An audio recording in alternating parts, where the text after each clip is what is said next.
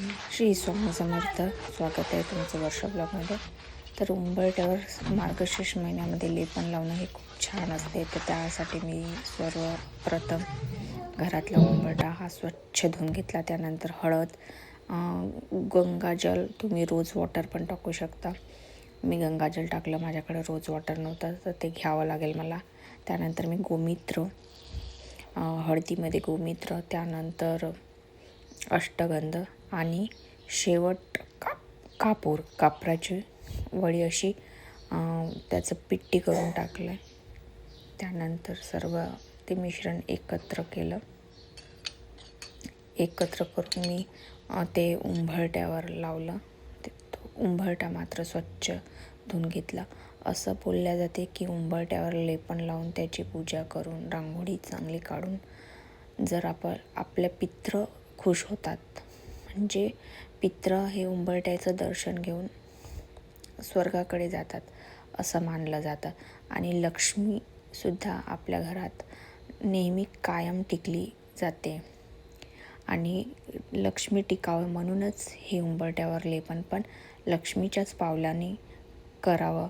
त्याला धूप दीप दाखवून असं करावं. तर हे बघा, मी इथे छान प्रकारे लक्ष्मीचे पावलं आणि फुलं ठेवले आहे आणि उंबरठ्यावर अशी छान छोटीशी रांगोळी काढलेली आहे. त्यानंतर दीप दाखवलेला आहे. धूप म्हणजेच मी धुपासाठी ते तयार करून ठेवलं आहे आणि इथे मी बसले. तर हे बघू शकता तुम्ही. त्यानंतर मी दीप लावल्यानंतर धूप लावून अशी मी पूजा करून घेतली उंबरठ्याची. तुम्ही बघू शकता. म्हणजेच घरात गृहप्रवेश आणि सकारात्मक ऊर्जा टिकून असतात. नकारात्मक ऊर्जेला आपल्या घरामध्ये एंट्री नसते. जर तुम्ही उंबरठ्याची पूजा अशा प्रकारे करून घेतलीस तर तुमच्या घरामध्ये नकारात्मक ऊर्जा येणार नाही. नेहमी सकारात्मक ऊर्जा येते. वाईट स्वप्न वगैरे असतात, घरच्यांना दिसतात, ते दिसणार नाही. तर हे बघा, मी उंबरठ्याची अशी पूजा करून घेतली. मार्गशीर्ष महिन्यामध्ये दर गुरुवारी मात्र हे करायला विसरू नका. तर या प्रकारे उंबरठ्याची पूजा झाल्यानंतर मला देवघराची पण साफसफाई करायची होती. त्याकडे मी गेली. आज सुट्टीचा दिवस होता आणि मार्गशीर्ष महिन्यामध्ये देवघराची साफसफाई करणे हे खूप गरजेचं होतं. त्यानंतर मी झाडांना पाणी घातलं आणि काहींना कुंड्या घेतल्या मार्केटमधून. त्यांना पण माती आणि झाडं लावायची होते. तर मार्केटमधून ही 4 झाडं आणली आणि 4 कुंड्या लावल्या. हे बघा, माझ्या घरातली तुळस अगदी अंगणासमोर आहे. बघू शकता तुम्ही. श्री स्वामी समर्थ. हे बघा, असे मी शेवंती, गुलाब आणि बॉम्बचे 2 झाडं आणले. त्यानंतर हे उंबरठ्यावरचं खूप सुंदर असं दिसत होतं आणि सर्वांनी म्हटलं आहे की हे खूप छान दिसते. उंबरठ्यावरची रांगोळी, धूप आणि दीप. म्हणजे असं नजर कुणाची घराला लागू नये आणि आपल्या फॅमिलीमध्ये कोणाला अशी नजर नाही लागली पाहिजे. सकारात्मक ऊर्जा येण्यासाठी हे उंबरठ्याचं लेपन लावलं जाते. आणि मी ते तुम्हाला साहित्य सांगितलेलं आहे की उंबरठ्याच्या लेपनसाठी काय काय करावं लागतं. त्यानंतर मी देवघराची स्वच्छता करण्यासाठी देवघर पूर्णपणे साफ केलं. त्यामधले पूर्ण देव बाजूला काढून ठेवले आणि कॉलिननी हे व्यवस्थित पुसून जेव्हा आपण दिवा लावतो तेव्हा जाळ्या वगैरे पकडल्या जातात आणि ते झाड मारून एक स्वच्छ करून घेतलं मी एका कापडाने कॉलिनला हे करून. आणि खरंच देवघराचं काम म्हणजे चक्क मला 2 तास गेले या कामासाठी. तर हे बघा, कारण ब्लॉग हा मात्र 9 मिनटाचा 10 मिनटाचा बनवतो, पण वेळ मात्र हे आपल्याला 2-2 तासाची लागते. तर मी इथे सगळे व्यवस्थित देवाचे कपडे धुवून घेतले, त्यांना व्यवस्थित ठेवलं. फायनली मी झालं की हे तुम्हाला दाखवेलच. आणि हळूहळू मी श्रीकृष्णांचे पण कपडे असतात माझ्याकडे. मी हे सगळे व्यवस्थित लावले.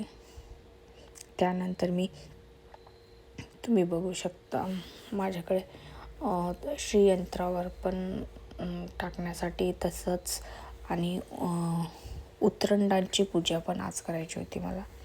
उतरंड पण भरायचे होते. त्यासाठी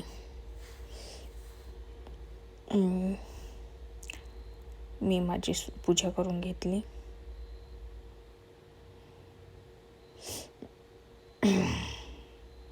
हे बघू शकता तुम्ही. अशा प्रकारे आपल्याला असं वाटतं की खूप 10 मिनिटात होईल, पण नाही, खूप साऱ्या गोष्टी असतात.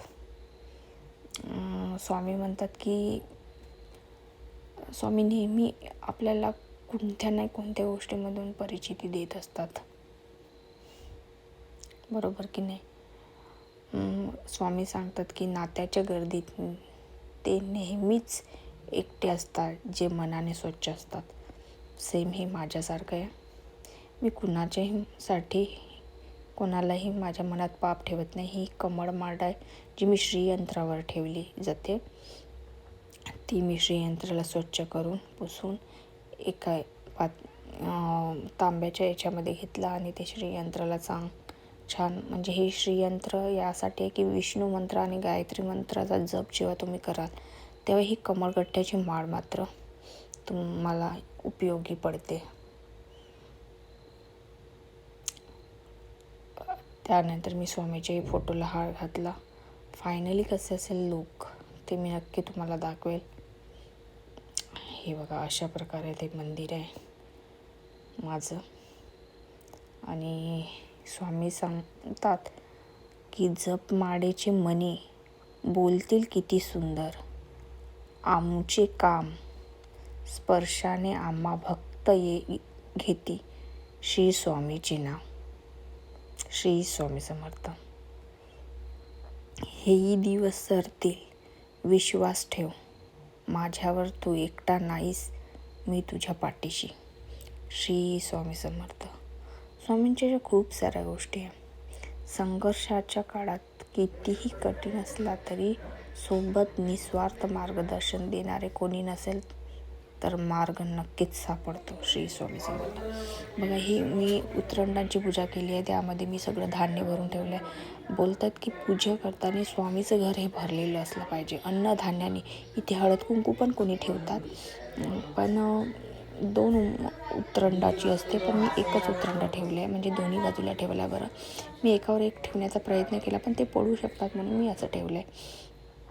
त्यानंतर मी श्रीकृष्णाला अष्टगंध लावला, मग स्वामींना अष्टगंध लावलं, दत्तगुरूंना अष्टगंध लावलं, श्री विष्णूला, विठ्ठल रुक्माईला, गणपतीला, आणि त्यानंतर मात्र मी स्वामीच्या फोटोला लावलं. उतरंडांची पूजा करून घेतली. परत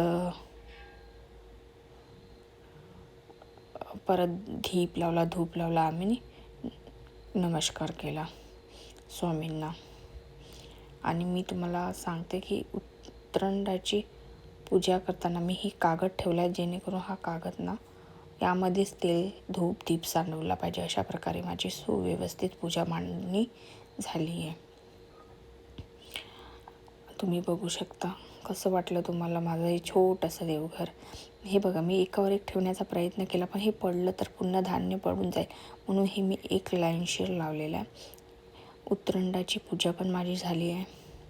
हे तुम्ही नक्की घरात, आपल्या देवघरात ठेवा. तुम्हाला सुख आणि शांती आणि समृद्धी नक्की मिळेल. इथे मी छोटीशी रांगोळी काढली आहे मंदिरासमोर.